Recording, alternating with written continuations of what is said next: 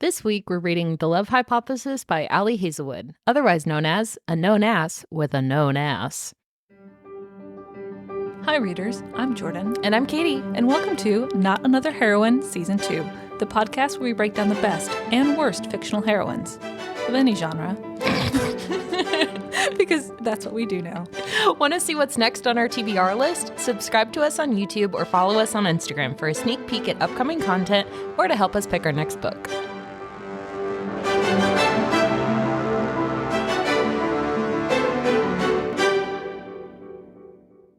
I like that we went in reverse order. We started with Bride and then went to The Love Hypothesis. That's kind of how it should be. And Really?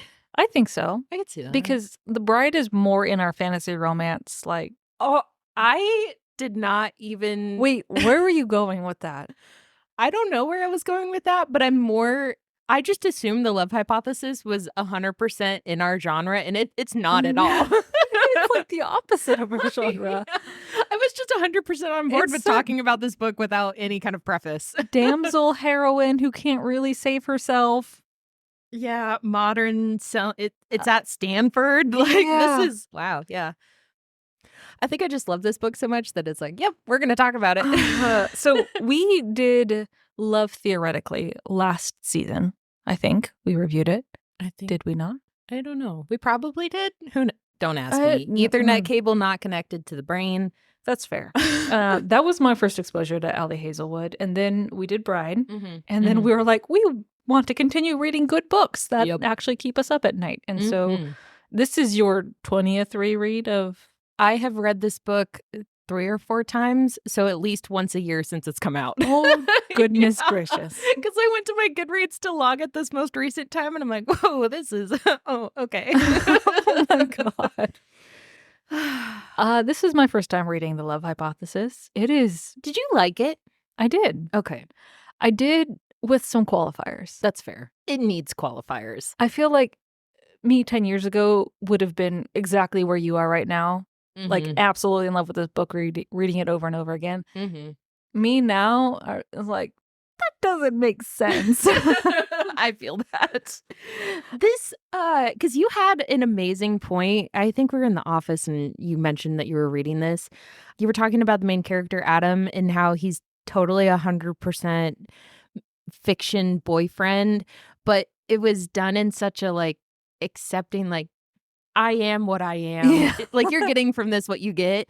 And I love that point about this book because it's 100% not realistic. There's crazy expectations that don't exist, but it's not ashamed of that. It just kind of almost embraces it. Yeah, it like leans in further. And I love that. I did too, because when you want pure escapism and you pick up a romance novel, because this is just straight romance. Mm-hmm. The whole entire plot is the development of their relationship. Oh, that is true. Huh.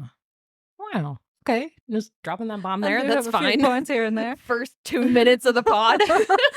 But so our main character, Adam, there is nothing believable about him. Absolutely not. I have not met or seen or heard of a man like this, except for, and this is with a huge red flag warning, Huberman. Oh, that's true.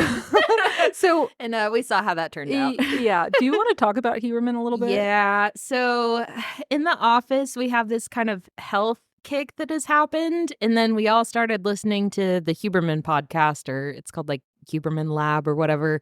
And I want to qualify it. There's some good stuff in there, especially from like a health perspective and amidst all of the podcasts that just talk about random bullshit by people that aren't educated to speak on that. It's good for what it is. Except there was this article that came out because Mr. Huberman... You have to describe Huberman, though. He's weirdly hot. Yeah. He's like 40-ish man hot. Yeah. And it's like, that is a particular type of dude. Genre of hot. Like, you have mastered the world around you. You're a little like grizzled. Mm-hmm. But he's built. That is a strong looking man. Yeah. And he's also a neuroscientist. Yep. So smart and at Stanford. At Stanford. Very on genre here. Mm-hmm. Yeah, but this article, though, the way the article, I'll have to find it and we can link it in the show notes because it's so well written from a gossip perspective. Because the first bit, it's about this girl who's making all these claims about Huberman and how he's a cheater and he asked her to do all these things, yada, yada. And you're kind of reading it and you're like, okay, this is a little bit of a hit piece. And then they introduce the second woman who accuses him of cheating, and then the third, and then the fourth, and then the fifth, and then it goes on for 13 women. They have a group chat at this point where they're deconflicting his schedule of who he's with at what time. So the beef I have with it, though, is he told them all that he was monogamous with only them. He was not. No. Yeah, but Adam would never. No, not our Adam. But the level that this man has reached, like Dr. Huberman, he travels the world and does conferences and speaks at events based on his podcast. Yep. And like, really? Because it's just crazy. Just tell them that you don't want to just sleep with them and problem solved. Because he's not married. Like, whatever. Yeah. But I don't understand shit like that, but that's between him and whoever he calls Jesus. But like, as an example of the closest you can get to the type of hero we have in this book, 100%. Well-respected doctor, academic, super hot, built, handsome. Seems to be like emotionally mature. Yeah. And then our real life example has this shit happening. Yeah, it's like, ooh. Like in a couple years after this book came out, Adam would be cheating with 8 other women. Ew, no, gross. No. Never. No, not this Adam. Not our Adam. But also a point on the name Adam, because this book started out as a fanfic for Star Wars Rey and Kylo Ren, played by my heart and soul Adam Driver. So, like, there's not even an attempt to mask the fact that this is and that's again what I love about it. She just leans full send into it. She's not ashamed. Thank you, Ali Hazelwood. This is just a little piece of cotton candy for the brain. Yeah, it's a good palate cleanser in the girl rom-com genre. Turn your brain off. You don't have to feel ashamed. You're just enjoying it. It's smutty. It's cute. You're going to giggle a couple times and then you're going to close it and move on with your life. Or come back within a year and read it again for the 37th time. I will say that this is a very specific type of romance because Ali Hazelwood is known for writing STEM-centric romance. She's also a neuroscientist, which is I think. insane. Yeah. Like, oh my God, this woman. And just writes for funsies. Yeah. But she has an anthology out, like 3 short stories, which I was gonna Yeah. So, but I recently attempted to read that again, and I had the hard copy out on my nightstand, and my partner apparently like wandered over to my side of the bed and was like looking at the book, and he's like, "Excuse the fuck out of me, what? What is STEM this? romance? Talk dirty to me, doctor." These books are meant for all of the girls in middle school and high school who were super smart and maybe a little bit bullied.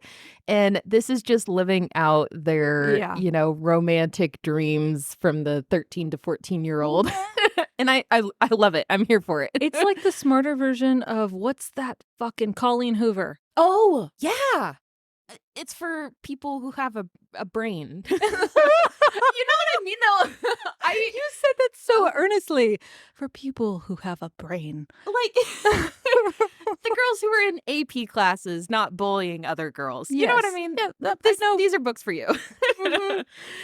Wow. Okay, so that's our intro. Welcome to the Love Hypothesis.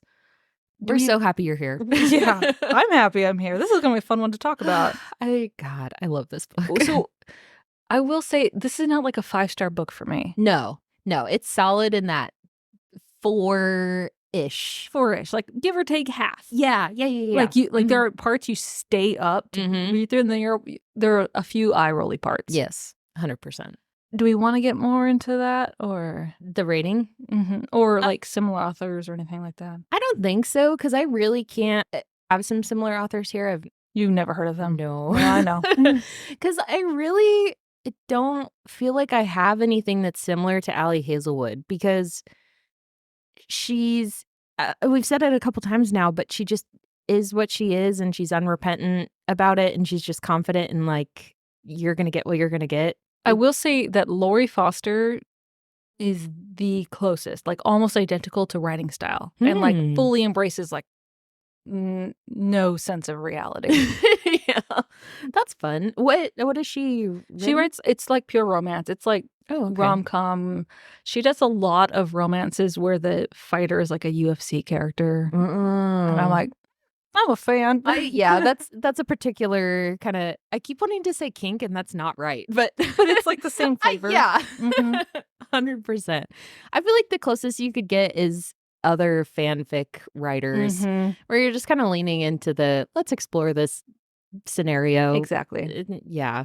Okay. All right. Love hypothesis. We'll actually get into what's going on. So I love the name Olive. One of my good friends, like almost older sister type, she has a daughter named Olive. And I love it. There's something about the name Olive that I feel gives attributes. Oh, 100%.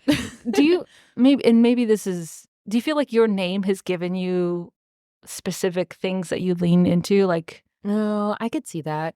Because, I mean, my given name is Caitlin, but I go by Katie, and that has 100% shaped me as a person because I am not a Caitlin. I am all the fun, hunky-dory, not serious Katie-ness. And I have known a Caitlin, and she was never a Katie. But I'm glad. I'd rather be a Katie than a Caitlin. Caitlin wouldn't have a podcast. No, Caitlin would have a podcast, but you would wear glasses and would be a little too serious. Yeah, but like nonsense serious. Or they're talking about cuisine. You know what I mean? We go from meat to cuisine is kind of the dividing line between Katie and Caitlin. Yep, yeah. I'm a meat kind of person, not a cuisine. That sounds so stupid. I'm sorry. No. Olive. That's accurate. That's what it takes. But Olive, I think, has the same kind of thing. There's something about the name Olive that gives you like a vibe. I can see that. I kind of relate with Olive because she's kind of all over the place. Olive over the place. I see what you did. She's a ball of anxiety. Oh, 100%. That's why I related to her. Because samesies. I see the anxiety develop on your face and then come out in words, and like reading this book was like living in your head. Yep, 100%. Except I would not have the balls to kiss a random man. No. And so that's okay. Starting Point one. Point one. Olive is when we open, at least. So she is a grad student working in a lab or something. Or she's in like a lab bathroom. Are you talking about the flashback part? The prologue. Oh, okay. Yeah. She's deciding if she's going to a master's program. Is that how that works? I think she's completing her master's program and thinking about a doctoral program. Oh, okay. Yeah. Cool. I think. Sure. I don't know. So she's in a bathroom and she's trying, relatable if you've ever worn contacts. She's trying to find her contact to put it in, or she just took out a contact. Yeah, and it's itchy. It's not lying on her eyeball right. And so she's like crying, but she's not crying because she's sad. The trauma associated with that, I 100%. Or when you get it like stuck behind your eyelid. Yeah. Nope. 100%. She's in the bathroom with her contacts, and this weird dude kind of walks in and is like, what the fuck are you doing in my bathroom? And she's like, I'm just trying to put my expired contacts in, man. Like, leave me alone. But she can't see him. Yep. I just love that she walked into the wrong bathroom and then she accuses someone else. And it's like, I work here. And she's like, oh, sorry. Yeah. And they have this cute little interaction where she's also having this crisis of self of, do I continue applying for this graduate program to work on my like thesis about pancreatic cancer? And he very rightly asks, well, why do you want to do it? And she thinks through her answers, and she's like, gives the textbook answers. Like, well, I want to pursue academia. And she finally says, I have a question I want to answer. And I thought that was it was cute. It was cute. And he's like, well, that's the right reason. So you should do it. Yeah. I just love everything about this initial setup scene. Like, it gives me like the warm and fuzzies. And she has no idea what he looks like because he's just a gigantic blur. So she assumes he's a grad student who's been there for a while. And she's like, well, I'll see you around sometime. He's like, yeah. In my lab. I work here. 2.5 years later, she's in her doctoral program. It's 11 o'clock at night. She's running through the lab. I love how this first scene is set up because it's just absolute chaos. It's so unreal. Like, no, this would never happen. No. She launches herself at the first man that she sees and she says, "Can I kiss you?" and then proceeds to kiss him. And you're telling me a woman with this amount of anxiety Oh, yeah, absolutely not. would do this? No. No. No. This is 100% a device to get these two started, but well, suspend reality. I love it. I know you do. Every part of it.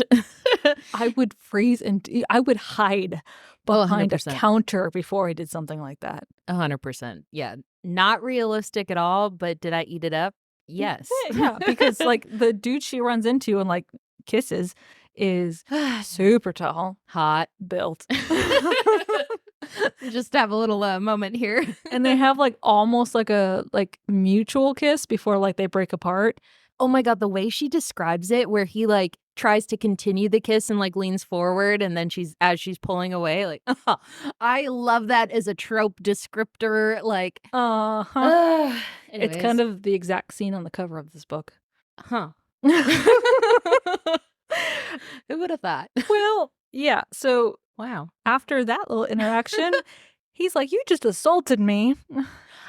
This was nice because this is where the realism came in. Like, you can't kiss people and not face some kind of Yeah. repercussion. So she panics Yeah. and explains it away by saying, "My friend was passing by and I don't want her to think that I wasn't on a date tonight. So that's why I kissed you, because that makes sense." This whole part is It's nonsense. so dumb. It is so fucking ridiculous. Yeah, because at first he's like, "I'm absolutely going to file a claim against you," and Title then 9 or something. yeah, and then he somehow comes around to it and decides he's not going to, and he respects the fact that she would go to such extreme lengths to care for her friend. Because her friend is trying to date Olive's ex-boyfriend, ex-dating dude. Like, she Yeah. didn't really have a relationship with Jeremy, the ex. Yeah, they went on one date, and Jeremy immediately liked Anne more, and Olive didn't even really know why she went out with Jeremy in the first place, and she's like, "Anne, can you just fucking date this man?" And she's like, "No, I need to, be a good friend and girl code," and Olive is like, "I'm gonna kill you." Yeah. And so Olive does a typically Olive thing and Yes. pretends to be in a relationship with another man. So Anne feels less guilty about dating Jeremy, which is the most convoluted, ridiculous setup you've ever seen. But Yeah, it works It somehow. does. And that man is a professor at the school that they go to. A known ass, Professor Adam Carlson. With a known ass. No. Sorry. Did we just find our episode title? A known ass with a known ass. Oh my God. Jordan's dying. Okay. Except it needs to be in acrylics? Italics. There we go. Sorry. A little plastic for you today. Yeah.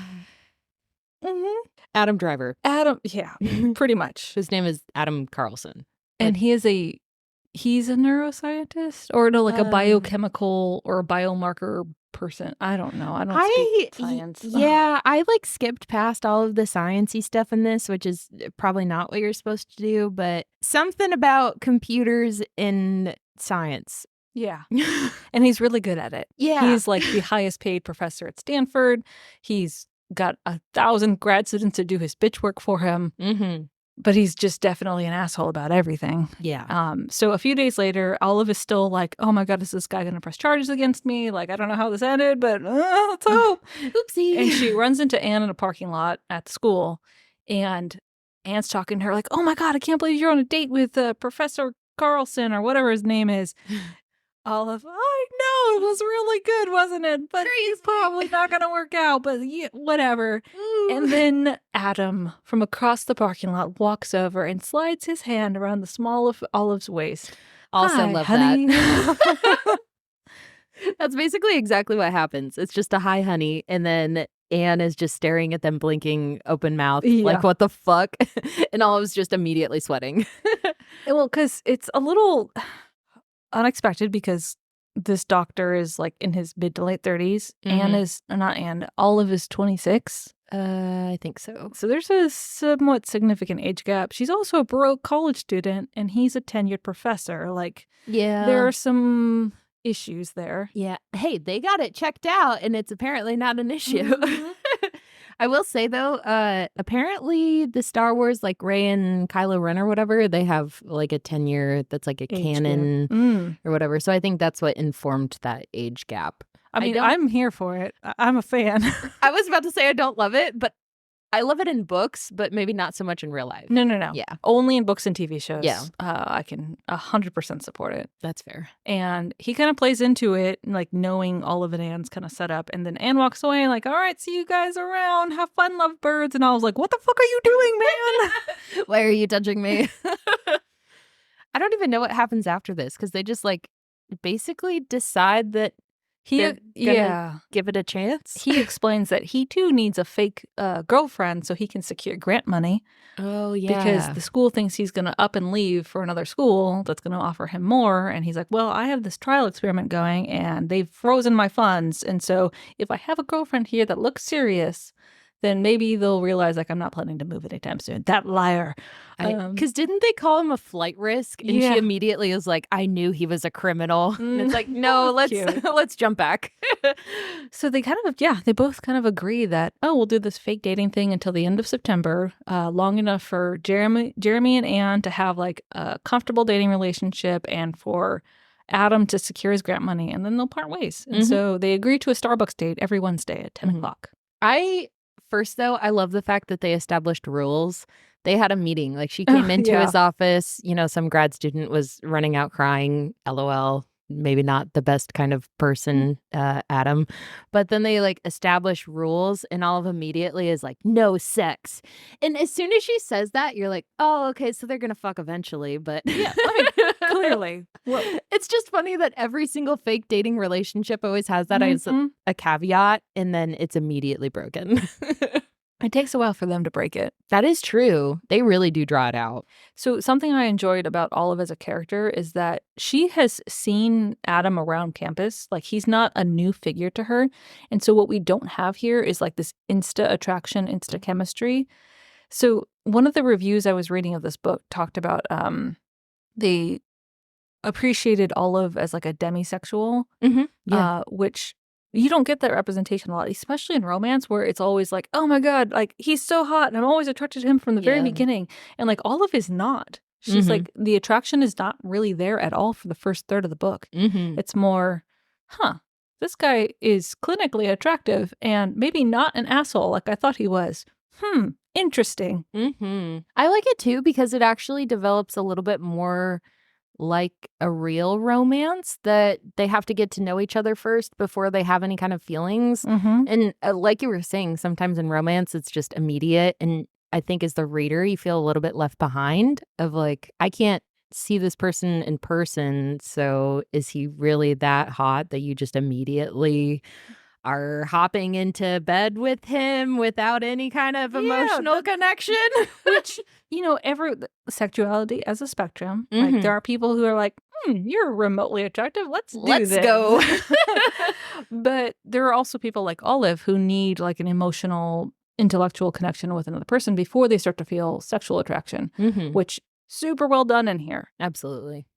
And I like it too because Olive is caught off guard by it. Like, as it starts to develop into something more, she's like, I have never felt this before. What the fuck is going on? Because, like, she's making comments about Adam, like, oh, he's super tall and he's super fit. And, like, oh, that black Henley, which apparently he's always wearing, is fits him really well. But it's always from, like, a distant kind of perspective until it's not. Yep. Because I like that transition because it's kind of like, oh, this is a tall, strong man. And then it's like, oh, this is a tall, strong man.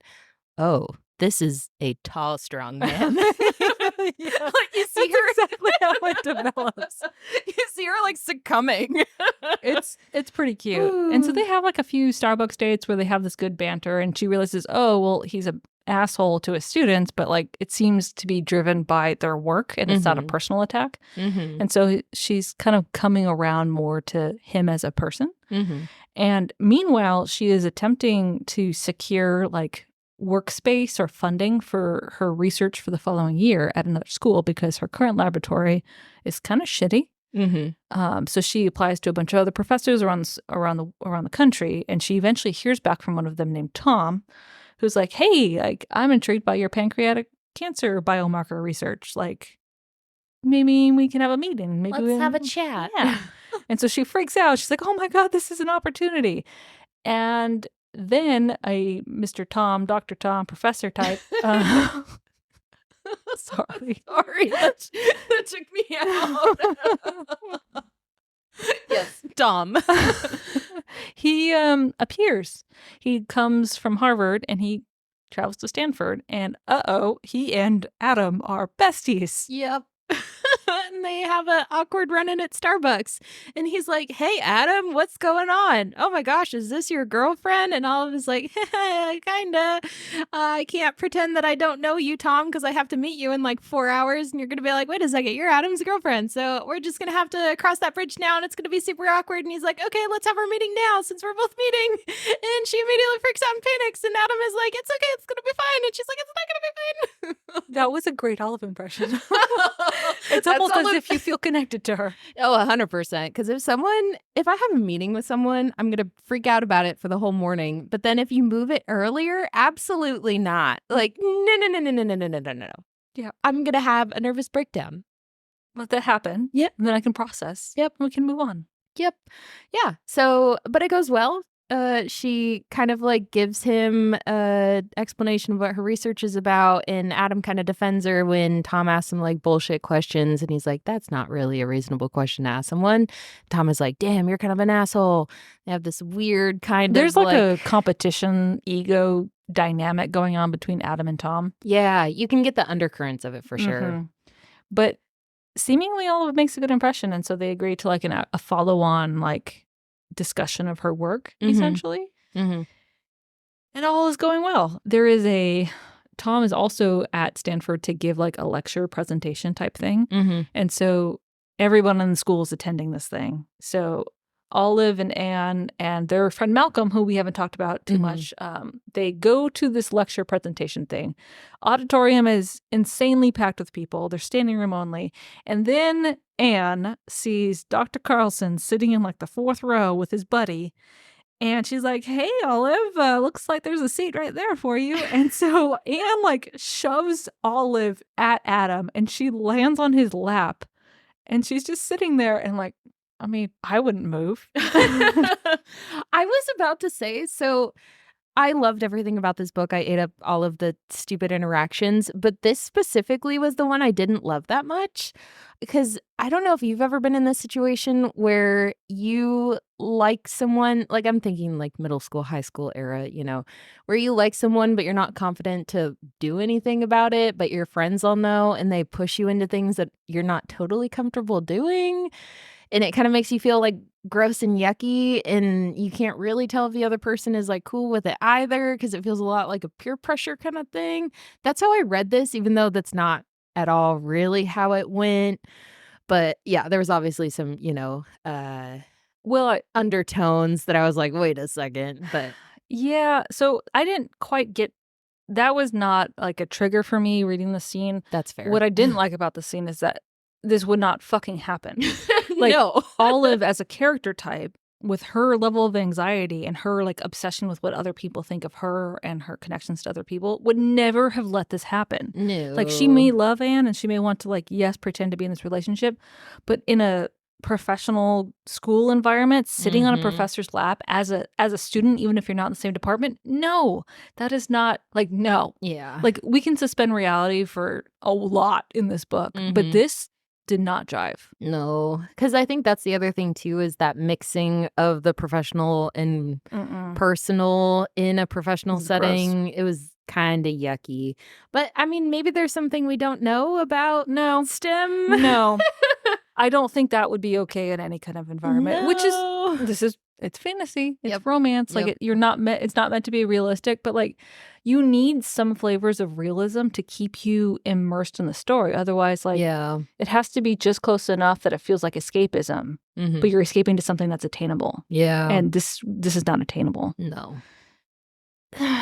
This is one of those, you have a dream about attending this, a lecture the night after it happens, and you see your crush there and you don't say anything. This is the dream that you have about like the unreasonable imaginary event that you wish had happened.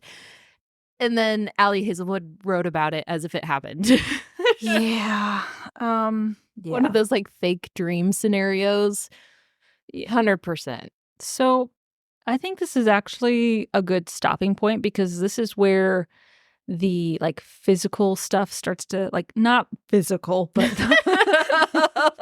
but the like the notions of like, oh, there's more here than just a fake dating thing. There's like Yeah. some element of sexual attraction going on. Mhm. And it kind of kicks off right at the start of this auditorium thing where she's sitting on his lap. Mhm. And I think it's also one of the first moments we get where we see that Adam maybe is getting something from this, like some kind of emotional satisfaction, some kind of I might actually like you too. It's where the doubt comes in that this is fake. Yes. There you go. Yep. It's not realistic, but boy, am I gonna fucking eat this up. Just like suck on this lollipop for a while. Girl.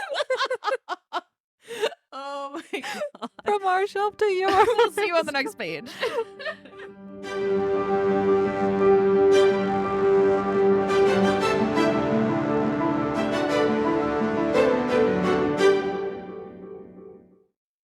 Hi, readers. If you'd like to help us pick our next book, send us a message on Instagram.